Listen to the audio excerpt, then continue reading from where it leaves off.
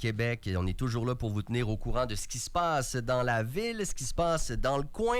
Et amateurs et amatrices de théâtre, il y a une pièce que vous ne voudrez pas manquer qui est présentement présentée du côté du théâtre Premier Acte. Ça s'appelle « Demain, je serai personne ».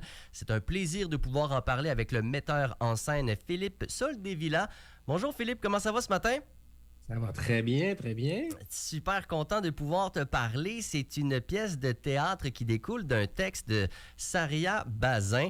D'entrée de jeu, grosso modo, l'histoire de cette pièce de théâtre-là, c'est quoi? On pourrait dire que ça serait l'histoire d'une fille qui décide de s'embarquer dans une aventure un peu complexe, celle de carrément détruire la notion d'identité. Toute une mission quand même. Ouais, c'est toute une mission assez complexe. Donc, c'est une mission comment je dirais, finit par devenir drôle et tragique en même temps, tellement c'est une mission difficile, voire impossible, mais quand même, pour nous, spectateurs, très instructive et très palpitante. Et dans cette pièce-là, en même temps, peu à peu, là, la pièce que Saria a écrite, elle est comme divisée en trois temps, si on veut, entre lesquels on se promène. Il y a une intrigue, en fait, c'est qu'on comprend qu'elle a, dans son parcours, elle a fini par commettre un geste euh, comment je dirais, inacceptable. Donc, elle se retrouve dans un poste de police et elle doit répondre à des questions. Et donc, peu à peu, c'est cette intrigue-là, tu sais, qu'est-ce qui s'est passé, qu'est-ce qu'elle a fait, comment elle a entrepris, pourquoi elle a entrepris ce voyage-là, cette espèce d'aventure-là, tragico-comique, si on veut. Voilà un peu. C'est ça.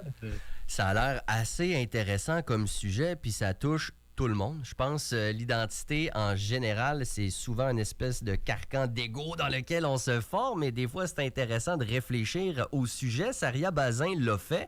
Vous, Philippe Soldevilla, pardonne-moi, qu'est-ce qui t'a branché, qu'est-ce qui t'a allumé dans le texte de Saria Bazin? C'est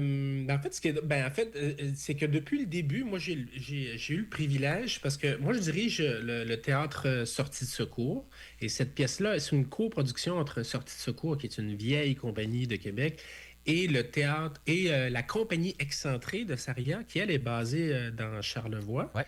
Euh, et en fait, c'est que à l'origine, Sortie de Secours a lancé une espèce de projet euh, de, de, de, de, de- pour proposer à des jeunes auteurs, autrices, d'arriver avec des projets d'écriture embryonnaires. Et après ça, nous, on choisissait des textes parmi ça. Ça s'appelle l'incubateur dramaturgique de Sortie de Secours. Et dans la première édition de ça, il y a un projet qu'on a reçu, qui était celui de Saria. Juste quelques idées qu'elle avait pour développer. Et c'était vraiment pas ordinaire, c'était vraiment intéressant. Fait qu'on l'a accompagné en quelque sorte dans son écriture. Fait que c'est sûr que moi, le coup de foudre, il était là depuis le début. Surtout que notre compagnie s'intéresse beaucoup à la question de l'identité, mais c'était la première fois justement que quelqu'un abordait l'identité sous cet angle-là, complètement en porte-à-faux, pour dire l'identité, ben c'est de la merde, tu sais. Non, tout à fait. En quelque sorte.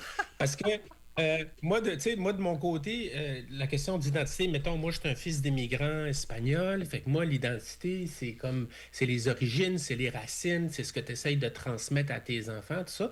Mais avec l'approche de Saria, ben, c'est de voir aussi que l'identité, oui, c'est intéressant quand t'en as besoin, mais en même temps, l'identité, c'est quoi que Trump est en train de faire en ce moment si c'est pas utiliser l'identité pour braquer les uns contre les autres, tu sais? Mhm. C'est quoi, tu sais, puis ce que tu as nommé tantôt, là, je veux dire, c'est se construire un ego, ben, fait que finalement, l'identité, c'est sûr que c'est une mesure protectionniste, mais ça peut être aussi une mesure pour se protéger, mais aussi pour attaquer, pour dénigrer, pour diviser.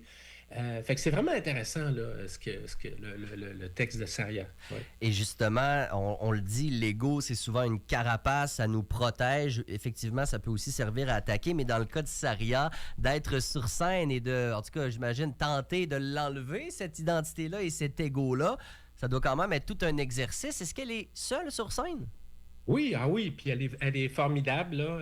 C'est impressionnant parce que la pièce dure environ 1 heure et quart elle est là à chaque seconde.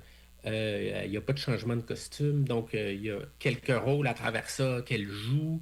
C'est pas le concept d'un monologue, mais c'est plus, je dirais, un personnage qui se parle à elle-même. Ça aurait pu s'appeler, tu sais, moi je disais, bon, ça aurait pu s'appeler pour en finir une fois pour toutes avec l'identité ou un hamster dans la tête. Tu sais, je dirais tu sais, parce que c'est les pensées qui trottent dans sa tête, puis elle essaye de gérer les pensées. Tu sais, puis je dirais que, tu sais, à la limite, je dirais que ça questionne aussi on touche aussi des questions, je dirais, de santé mentale indirectement, parce qu'elle est vraiment envahie par ces pensées-là.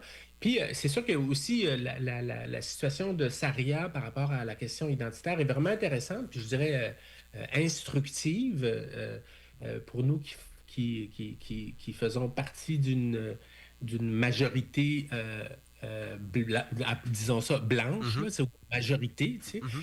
Saria, elle a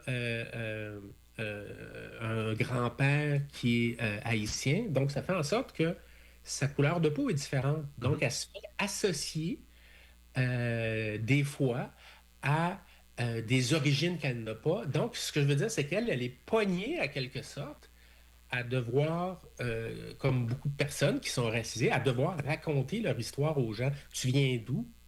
C'est quoi tes origines? T'es-tu? Donc, la question de l'identité, c'est sûr que euh, ça touche les gens aussi dans le sens qu'on tente toujours de comprendre les gens à travers l'identité, à travers, là, mettons, tu viens d'où? Ouais. Pourquoi t'es comme ça?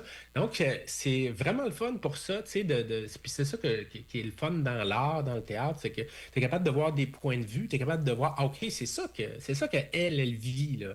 Tu sais, et dans ce sens-là, ben, plutôt que de nous diviser, justement, ben, ça nous rapproche. Philippe Soldevilla, donc c'est une pièce qui va être assez intéressante alors que Saria donc est seule sur scène avec un texte. Écoute, ça va être assez fou. C'est quoi l'atmosphère? Tu sais, c'est quoi l'univers un peu que tu as essayé de créer autour de cette pièce-là? Ben, moi, comme metteur en scène, là, ma job, mon parti pris, c'était simplement de vraiment de m'organiser pour que le texte soit le plus entendu et clair et disponible et présent. Donc, c'est assez simple comme mise en scène, mais malgré tout, ça bouge, ça tournoie un petit peu comme pourrait tournoyer un hamster dans la tête du personnage.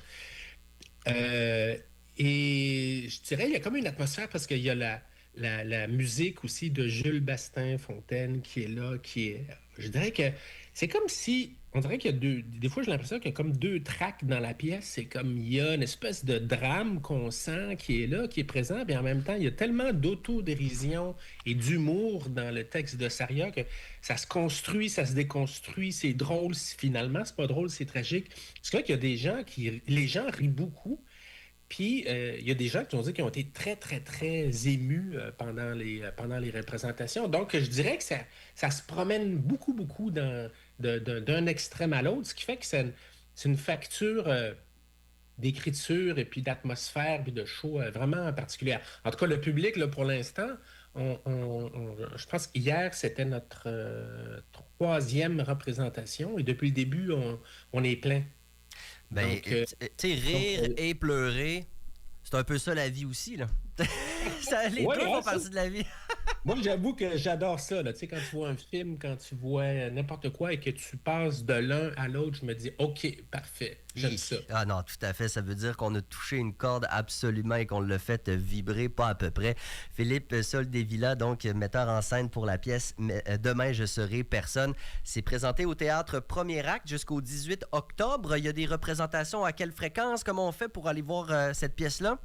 Ah, écoute, c'est jusque-là, c'est 3 semaines au total, Mhm. donc je ne vais pas dire de bêtises. J'aurais dû me préparer un petit papier, mais je crois que c'est jusqu'au samedi 18, voilà. OK. C'est jusqu'au samedi 18. Le samedi 18, c'est à 15 heures, mais normalement, c'est à 20 heures à premier acte. Donc, c'est à côté de Salaberry, là, Ouais. juste à côté du Périscope, là. Donc, ne manquez pas ça. Ça va être absolument fantastique. Philippe Soldevilla, merci tellement d'avoir pris le temps de nous parler. Bravo pour ça, puis on va vous souhaiter beaucoup de plaisir pour cette représentation-là et ces représentations-là. Hey, merci, c'est très gentil, hein. Salut, bonne journée, bye bye.